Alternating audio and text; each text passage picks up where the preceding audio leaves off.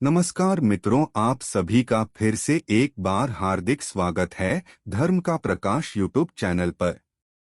जिनके दिव्य केशों पर मंदार आकन के पुष्पों की माला शोभा देती है और जिन भगवान शंकर के मस्तक पर चंद्र और कंठ में मुंडों की माला पड़ी हुई है, जो माता पार्वती दिव्य वस्त्रों से तथा भगवान शंकर दिगंबर वेश धारण किए हैं, उन दोनों भवानी शंकर को नमस्कार करता हूँ।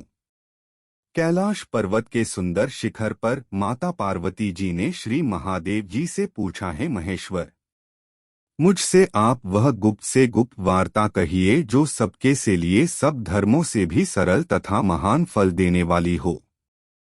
हे नाथ, यदि आप भली भांति प्रसन्न हैं तो आप उसे मेरे सम्मुख प्रकट कीजिए। हे जगतनाथ, आप आदि मध्य और अंत रहित हैं, आपकी माया का कोई पार नहीं है। आपको मैंने किस भांति प्राप्त किया है? कौन से व्रत तप या दान के पुण्य फल से आप मुझको वर रूप में मिले? श्री महादेव जी बोले, हे देवी, यह सुन मैं तेरे सम्मुख उस व्रत को कहता हूँ जो परम गुप्त है, जैसे तारागणों में चंद्रमा और ग्रहों में सूर्य, वर्णों में ब्राह्मण, देवताओं में गंगा, पुराणों में महाभारत, वेदों में साम और इंद्रियों में मन श्रेष्ठ है। वैसे ही पुराण और वेद सब में इसका वर्णन आया है, जिसके प्रभाव से तुमको मेरा आधा आसन प्राप्त हुआ है। हे प्रिय, उसी का मैं तुमसे वर्णन करता हूँ। सुनो, भाद्रपद भादों मास के शुक्ल पक्ष की हस्त नक्षत्र संयुक्त तृतीया तीज के दिन इस व्रत का अनुष्ठान मात्र करने से सब पापा का नाश हो जाता है। तुमने पहले हिमालय पर्वत पर इसी महान व्रत को किया था, जो मैं तुम्हें सुनाता हूँ। पार्वती जी बोली, हे प्रभु, इस व्रत को मैंने किस लिए किया था, यह मुझे सुनने की इच्छा है, सो कृपा करके कहिए। शंकर जी बोले, आर्यावर्त में हिमालय नामक एक महान पर्वत है, जहाँ अनेक प्रकार की भूमि अनेक प्रकार के वृक्षों से सुशोभित है, जो सदैव बर्फ से ढके हुए तथा गंगा की कलकल ध्वनि से शब्दायमान रहता है। हे पार्वती जी, तुमने बाल्यकाल में उसी स्थान पर परम तप किया था और 12 वर्ष तक के महीने में जल में रहकर तथा वैशाख मास में अग्नि में प्रवेश करके तप किया। श्रावण के महीने में बाहर खुले में निवास कर अन्न त्याग कर तप करती रहीं।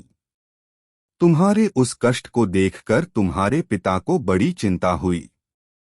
वे चिंतातुर होकर सोचने लगे कि मैं इस कन्या की किससे शादी करूं। इस अवसर पर दैवयोग से ब्रह्मा जी के पुत्र नारद जी वहां आए। देवर्षि नारद ने तुम शैलपुत्री को देखा। तुम्हारे पिता हिमालय ने देवर्षि को अर्घ्य पाद्य आसन देकर सम्मान सहित बिठाया और कहा, हे मुनीश्वर, आपने यहाँ तक आने का कष्ट कैसे किया, कहिए क्या आज्ञा है। नारद जी बोले, हे गिरिराज, मैं विष्णु भगवान का भेजा हुआ यहाँ आया हूँ। तुम मेरी बात सुनो। आप अपनी कन्या को उत्तम वर को दान करें। ब्रह्मा, इंद्र, शिव आदि देवताओं में विष्णु भगवान के समान कोई भी उत्तम नहीं है। इसलिए मेरे मत से आप अपनी कन्या का दान भगवान विष्णु को ही दें। हिमालय बोले, यदि भगवान वासुदेव स्वयं ही कन्या को ग्रहण करना चाहते हैं और इस कार्य के लिए ही आपका आगमन हुआ है, तो वह मेरे लिए गौरव की बात है। मैं अवश्य उन्हें ही दूंगा।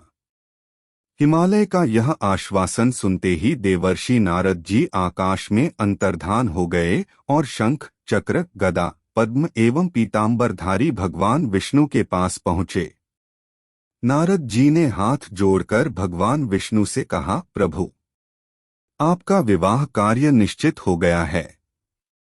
इधर हिमालय ने पार्वती जी से प्रसन्नता पूर्वक कहा, हे पुत्री, मैंने तुमको गरुड़ध्वज भगवान विष्णु को अर्पण कर दिया है। पिता के इन वाक्यों को सुनते ही पार्वती जी अपनी सहेली के घर गई और पृथ्वी पर गिरकर अत्यंत दुखित होकर विलाप करने लगीं। उनको विलाप करते हुए देखकर सखी बोली, हे देवी, तुम किस कारण से दुख पाती हो, मुझे बताओ। मैं अवश्य ही तुम्हारी इच्छा पूर्ण करूंगी। पार्वती बोली, है सखी, सुन, मेरी जो मन की अभिलाषा है सुनाती हूँ। मैं श्री महादेव जी को वरण करना चाहती हूँ। मेरे इस कार्य को पिताजी ने बिगाड़ना चाहा है, इसलिए मैं निःसंदेह इस शरीर का त्याग करूंगी। पार्वती के इन वचनों को सुनकर सखी ने कहा, हे देवी, जिस वन को तुम्हारे पिताजी ने न देखा हो तुम वहां चली जाओ। तब हे देवी पार्वती, तुम अपनी सखी का यह वचन सुन ऐसे ही वन को चली गई। पिता हिमालय ने तुमको घर पर न पाकर सोचा कि मेरी पुत्री को कोई देव, दानव अथवा किन्नर हरण करके ले गया है। मैंने नारद जी को वचन दिया था कि मैं पुत्री का गरुड़ध्वज भगवान के साथ वरण करूंगा। हाय, अब यह कैसे पूरा होगा। ऐसा सोचकर वे बहुत चिंतातुर हो मूर्छित हो गए। तब सब लोग हाहाकार करते हुए दौड़े और मूर्छा दूर होने पर गिरिराज से बोले कि हमें आप अपनी मूर्छा का कारण बताओ। हिमालय बोले, मेरे दुख का कारण यह है कि मेरी रत्नरूपी कन्या को कोई हरण कर ले गया, या सर्प इस गया, या किसी सिंह या व्याघ्र ने मार डाला है। वह ने जाने कहाँ चली गई, या उसे किसी राक्षस ने मार डाला है।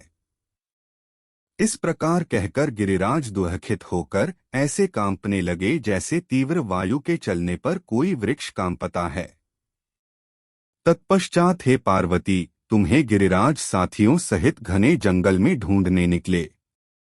सिंह, व्याघ्र, रीछ आदि हिंसक जंतुओं के कारण वन महाभयानक प्रतीत होता था। तुम भी सखी के साथ भयानक जंगल में घूमती हुई वन में एक नदी के तट पर एक गुफा में पहुंची। उस गुफा में तुम आनी सखी के साथ प्रवेश कर गईं, जहां तुम अन्न जल का त्याग करके बालू का लिंग बनाकर मेरी आराधना करती रहीं। उस समय पर भाद्रपद मास की हस्त नक्षत्र युक्त तृतीया के दिन तुमने मेरा विधि विधान से पूजन किया तथा रात्रि को गीत गायन करते हुए जागरण किया। तुम्हारे उस महाव्रत के प्रभाव से मेरा आसन डोलने लगा। मैं उसी स्थान पर आ गया जहां तुम और तुम्हारी सखी दोनों थीं। मैंने आकर तुमसे कहा, हे वरान्ने, मैं तुमसे प्रसन्न हूं, तू मुझसे वरदान मांग। तब तुमने कहा कि हे देव, यदि आप मुझसे प्रसन्न हैं तो आप महादेव जी ही मेरे पति हों। मैं तथास्तु ऐसा कहकर कैलाश पर्वत को चला गया और तुमने प्रभात होते ही मेरी उस बालू की प्रतिमा को नदी में विसर्जित कर दिया। हे शुभे, तुमने वहां अपनी सखी सहित व्रत का पारायण किया। इतने में तुम्हारे पिता हिमवान भी तुम्हें ढूंढते ढूंढते उसी घने वन में आ पहुंचे। उस समय उन्होंने नदी के तट पर दो कन्याओं को देखा तो ये तुम्हारे पास आ गए और तुम्हें हृदय से लगाकर रोने लगे और बोले, बेटी, तुम इस सिंह व्याघ्रादि युक्त घने जंगल में क्यों चली आई। तुमने कहा, है पिता, मैंने पहले ही अपना शरीर शंकर जी को समर्पित कर दिया था, किंतु आपने इसके कार्य किया, इसलिए मैं चली आई। ऐसा सुनकर हिमवान ने तुमसे कहा कि मैं तुम्हारी इच्छा के विरुद्ध यह कार्य नहीं करूंगा। तब वे तुम्हें लेकर घर को आए और तुम्हारा विवाह मेरे साथ कर दिया। हे प्रिय, उसी व्रत के प्रभाव से तुमको मेरा अर्धासन प्राप्त हुआ है। इस व्रतराज को मैंने अभी तक किसी के सम्मुख वर्णन नहीं किया है।